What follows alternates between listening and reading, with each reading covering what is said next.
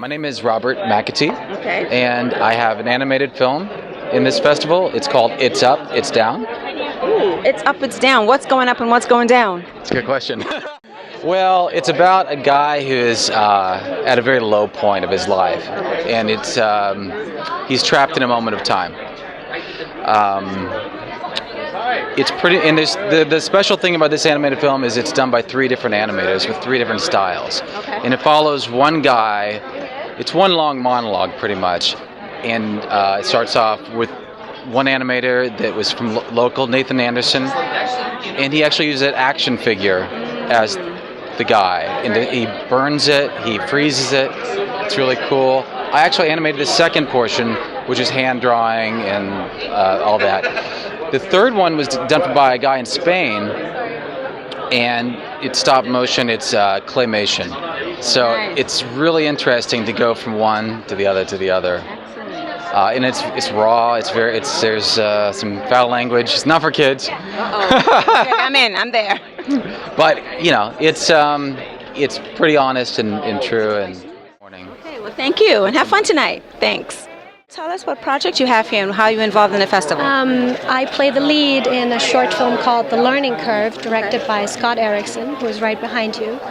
It's a very dark drama about a school teacher who takes advantage of one of her underage students. And then later, about 10 years later, he comes back to take revenge, I would say. How did you prepare for the role? Did you look at all the newspaper casts with all the things that happened in the past? Actually, I did. My character is based or inspired by Deborah LaFave. Right. So I did read articles about her. I watched interviews with her, and I just tried to understand the mindset of somebody, a teacher who sleeps with a student. And I tried to be non-judgmental and instead play someone who doesn't understand what she's doing wrong. Right. She herself was only 24 when that happened, and the student was 14. So I think that in a lot of cases, at 24, we feel young still, right? Exactly. And we maybe don't realize that as a teacher, we bear responsibility. And I think in my character just wanted to have fun and fall in love, right? That's the approach I tried to take for the part. So what else is coming up for you after this? You have other projects in the works? Yes, I've actually signed up for about 6 features, all independent features, for the next 2 years. I just returned from Beijing, where I received an audience award, the Huading Award, which is basically the equivalent to the Emmys. It's the Chinese Emmy for my performance on a 30-hour TV drama called The Parted Heroes, which has turned out to be the most successful show in TV history. It's seen by about 800 million people every night, so it's quite exciting. Very good. Well, you're a busy actress, Ina, I am. and thank you for talking with us, and have fun tonight. Having me. I will. Thank you so much. My name is Paula Rhodes, and I'm the co-director, co-producer, and actor in Elf Quest: A Fan Imagining. What's it called? Elf Quest: A Fan Imagining. What's that about? It was based on a comic book that my producing partner and I loved growing up, and we found out that the studio had the rights to it at the time, but they hadn't really moved forward with the feature. So in order to help kind of generate fan buzz, we got together a ton of web-tastic celebrities. I don't know, we produce a lot of web series, and made this fan trailer, kind of a little peek into the world character introduction, and it was an amazing year for it. We did our red carpet premiere at the SAG building and had a Comic-Con panel in 2011 that was packed. So Well, I never even heard of this comic. So really briefly, what is it about? Don't tell us everything, but what's your short about? Well, if you're very curious, you can read all of the issues at elfquest.com. The owners, it's a 35-year-old comic. They put every issue up online. But it's about this tribe of elves, and when the humans burn down the forest, they're forced to kind of go on this quest, hence the elf quest, for a new home, and in the process discover all other tribes of elves they didn't know existed across this world.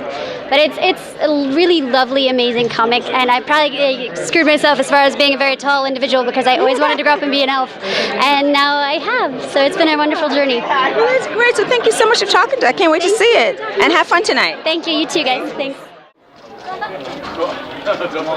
And tell us the film that you have here and how you're involved in it. The film is Slate, and I actually did the music for the movie. Really? Really? Yeah. So, in terms of doing the music, what inspired you? Like, how did you decide to start the process of the music? Like, what genre did you pick? Oh, well, it was kind of difficult at first, but I actually picked a more ambient, kind of dark tone, like piano and like soft synthesizers and a little bit of like an orchestra flavor. But it's very like soft, and there's moments where it gets a little more intense, but for the most part I kept it very simple and kind of dark.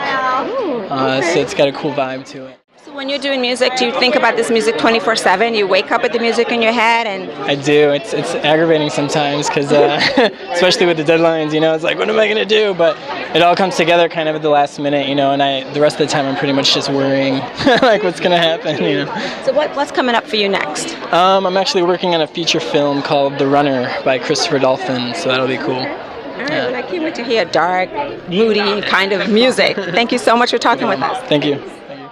Yes, I directed a film called Slate that is at the festival. I also wrote it, produced it, and played one of the central characters in the film with my good friend Ephraim, who also co-directed it and co-produced it with me, and then Ryan over here. Of course, the Music Man, who did the dark, moody music that went with it. I like that, Music Man. Yeah. We're gonna call him Music Man. We're calling you Music Man from now on air. We need to patent that, Music Man. So I'm so happy to be here for the 8th Annual HollyShorts Film Festival, and I'm so proud of the whole HollyShorts team and Daniel and Theo, and I think that they just work so hard, and it really pays off when you're here at the Grauman's Chinese Theater.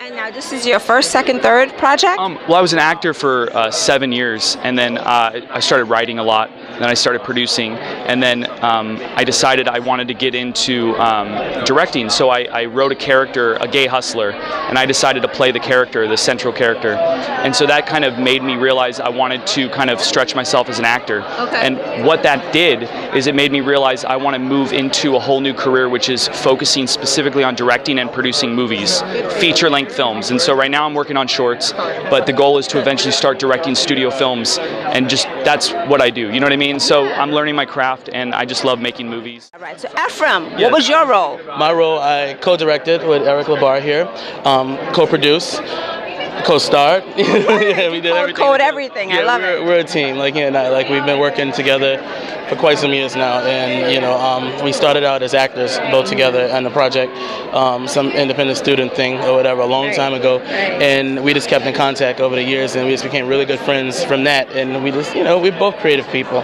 so we decided, okay, well look, it's time to start making films. We made a few others beforehand, but it was nothing like serious and nothing like this. So this is like now you're getting to the next level. Right. Then I moved away to New York, and I started to hate it. I said, okay, well I'm gonna come back or whatever to LA, and he was like, oh, you're coming back? Well, I have this thing in mind or whatever. You want to help me with it? I was like, what is it? And he explained it to me. I was on board like right away. Got back here or whatever. We came in. We proper pre-plan for everything. Hired a crew. Got everything together, and now we're here. Congratulations, and I can't wait to see your project. Oh yes, it's well, as I heard him say, it's on Tuesday, 1:30. I guess the 1:30 block. I don't know. I'm not into all. I'll be there. I'll check it out. Well, thank you so much for talking to us. I have fun tonight. Oh, yeah, I will, and thank you for interviewing us. Yes. And hopefully you guys enjoy Slate as much as we did. We will. Thank you.